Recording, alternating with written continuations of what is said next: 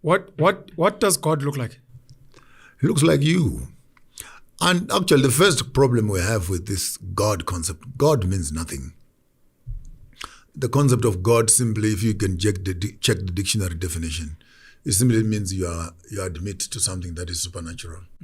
But it has no name. So until you give me the name of the God you're talking about, to say I believe in God, simply say I admit. It's like ngihlangane nendoda. Yeah. But ubani indoda. Ishophela ukuthi ubani hayi ngumZulu. Ukabani hayi ngumlotsha. Which one amongst them lochas? Yeah. Upanwele. Uyabona ke manje. Uba specific. Yeah. So God in the concept of language simply means that which is supernatural. But then the problem is, did God create men or men are creating gods? Because if we are supposed to use the biblical passage, which much of our African community is hinged on, where God says, let's make man in our own image, in our own likeness. Oh, wow, beautiful. So what are you expecting? God is going to pull his beard, he's going to pull his ears, he's going to plug himself, and then makes man. Oh, but no. Then he takes soil, he takes water, and he takes air, fuses them, and he says, there is a human being. In other words, there is something in the soil. Yeah. Something in the water, something in the air. That is in God. And therefore, when you look at a human being, you're actually looking at the God himself in person. Because if God wanted us to make us as he is, yes, then we should not have been here. We should be some spirits floating in mid-air somewhere else. So the physical nature of God is man. So therefore, if there is a God, we are God, or we are the tangible representation. We are the evidence of the unseen. You said something, and you studied theology, which makes you an expert in the field of religious studies. You said in our image. Is that what the scripture says? In our image? Let's make him. Or in my image? Let's make man in our image. He makes it plural. Who is the plural? Is God not a singular? No, he's talking to his wife.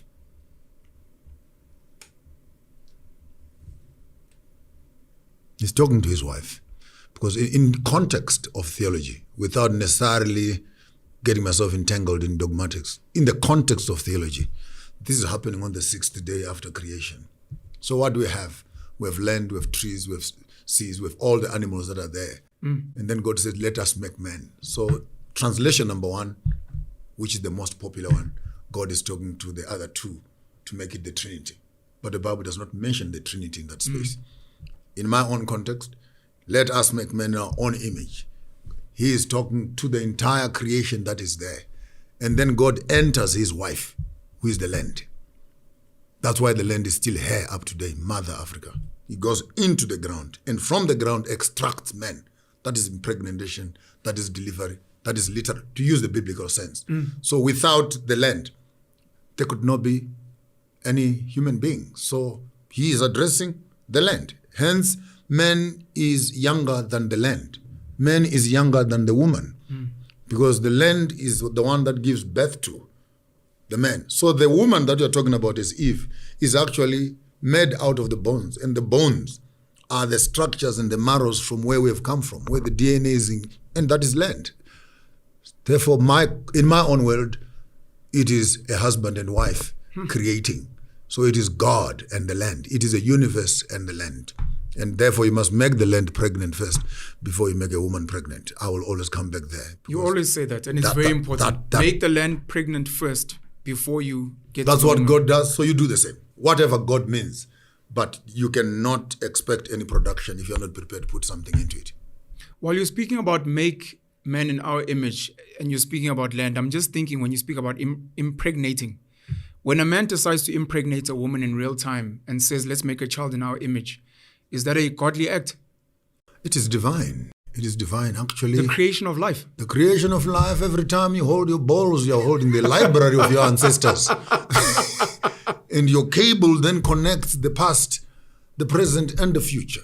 Therefore, you are a total continuity of life in yourself. So it's not just about Panuel, but Panuel who is here, he's a full, consolidated version of where he is coming from. Correct. His ancestors, his grandfathers, your looks, body structure, diseases, sicknesses, I didn't create this. intelligence, and etc. If you go back and if you had a chance of looking back in your own tribe and you compare you're given 3, 4, 5, 6, 7, 8, 9, 10 impunga ezilapha namakhehla khona ubungamanga how That one looks like me. nangu mina.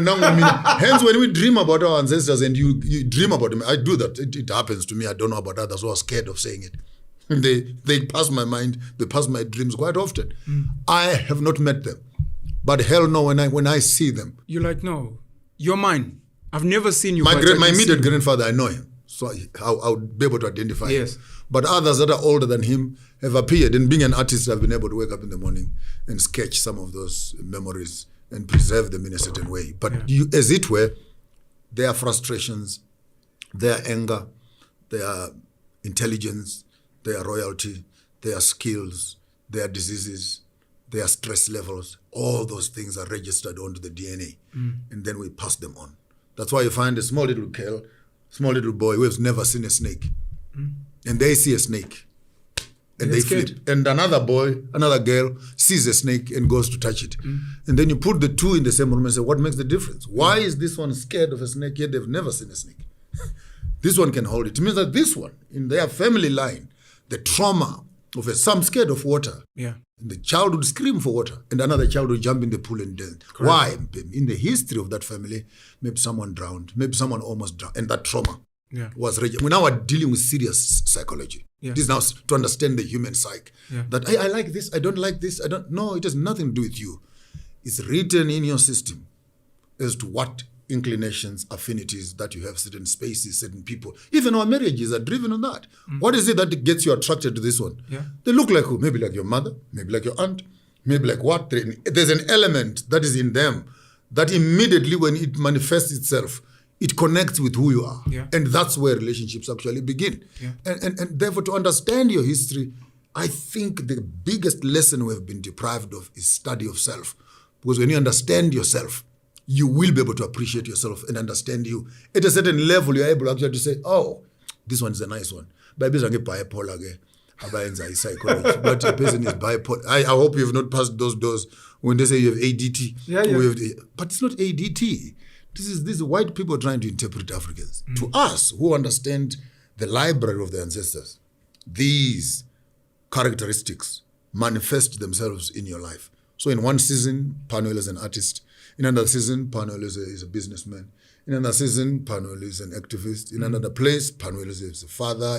And when these emotions, spirits as it were, manifest, the one where they are manifesting needs to understand and when to channel them in and when to channel them out. Because if you are not aware of what is happening to you, you might end up getting disillusioned. Of course. Because then this one appears and you don't know, what do I do in this space now? So for me, to understand exactly how your grandfather, how your grandmothers, your aunties and your uncles behaved, and what is it that tickled them. Look at this Imbongi, for example. A man can talk for an hour. Hey, Ubanman, what? Not written. Normal? Is that normal? When you look at those guys, I saw one this last weekend, and I actually looked at him and said, it's impossible. Yeah. In 1,000 years, that you can remember such a history with such graphic memory. Wayala wenza kanje, wayala wenza kanje, wayala wenza kanje, wena kabani, wazalwa ngubani, wenza lokho. And you look at that, no, that's a spiritual connectivity. And the families of those that produce those, they are handed over from generation to generation. Some of us were coming from families of musicians, families of royalties. We can't help ourselves. Once in a while, these things, I play more than 15 music instruments. I'm coming from a great family of musicians, both on my father's side and on my mother's side, both in the royal house and in public life. And when I begin to do these things, I'm not doing them because I've mastered them. Yeah. It's something that is intrinsically coming out of my space, and it's coming from a beautiful space.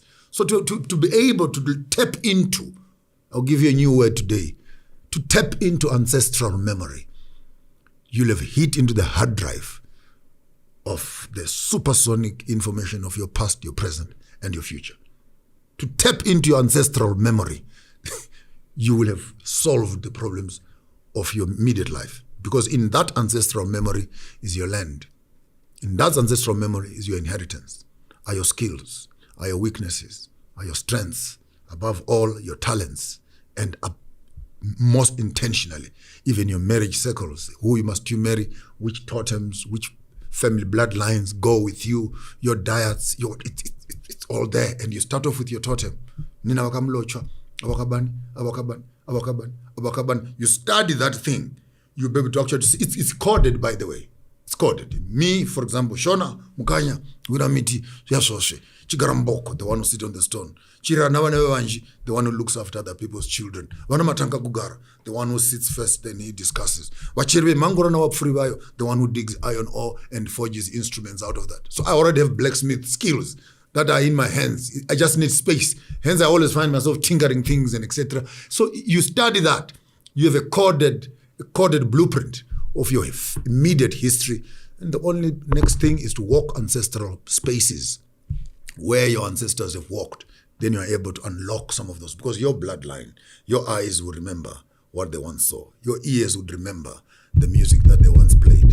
Eating that food, your taste buds is a motherboard that sends information. You must smell the head of a cow being scratched. It resurrects your entire memory. You must walk spaces and your skin will remember. And this whole body is a receptor. It's a phone that picks up signals that are coming from the past. And once you tap into those, you are able actually to begin to find out who you are and what is it that excites you. Why are you excited about this? Why not that? Why do you find it easier to deal with this and not that? And it's not nothing that you crammed and you memorize in the morning.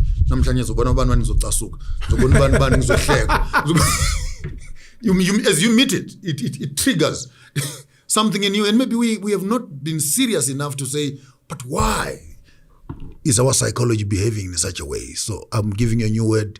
You're going to ancestral memory. And the statement says, tap into your ancestral memory. That's why Jesus, when Matthew, the son of Joseph, the son of Simon, son of Boaz, son of David, son of Abraham, son of Shem, son of Noah, son of Lamech, son of Enos, son of Seth, son of God. Why all these names? And then the Bartimaeus guy comes in. Jesus, Jesus, son of David, have mercy on me. Why addressing me, but you're mentioning my forefather? No, I'm going to David, because David is the same man when Saul had died. He stands up and says, is there anyone from the house of Saul that I can show mercy to? And there was a young boy by the name of Mephibosheth. And he went to the house of his own enemy and picked up that child and sat with him at his table all the days of his life. He showed mercy where he should have shown justice. And when this man wants healing, he does not tap into the personality of Jesus, but he taps into his ancestral memory. Remember what your grandfather did. Can you please do the same? If I was supposed to be a theologian. You're such a wordsmith, young charmer.